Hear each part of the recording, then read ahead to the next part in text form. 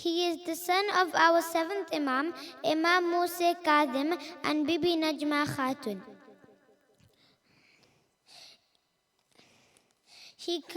Imam Musa Kadhim congratulated Bibi Najma and said, "It is a mark of nobility to you from your Lord." He gave adhan and iqama in the baby's ear, then returned it to its mother saying, "This is Baqiyatullah."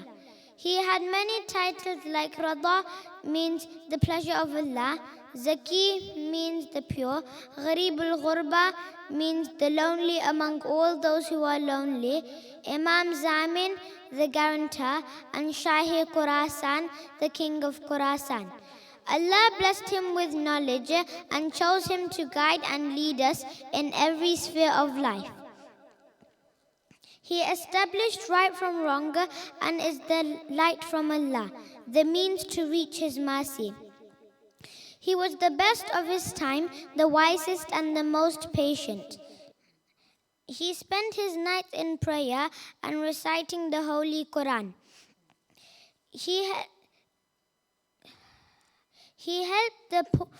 helped the weak and poor. Even though he was a high regent, his life remained simple, with rough mats on the floor and simple food that he shared with his servants. He was excellent in manners like his grandfather, the Holy Prophet. He was courteous to all and welcomed people with a smile. He never interrupted others and was always polite. Imam Ridha lived in Medina.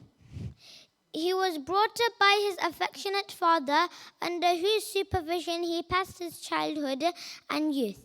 Imam Musa Kadhim could foresee that the hostile Abbasid ruler would not allow him to live peacefully. So he called upon his sons and family to submit to Imam Ridha in all the matters after him. In Medina, he introduced his successor to his followers. He also wrote his will, on which 60 respected elders of Medina signed as witness. Imam Musa Kadhim was poisoned while he was still in prison on 25th Rajab 183 AH, and on the same day Imam Ridha was declared as the 8th Imam. Salawat.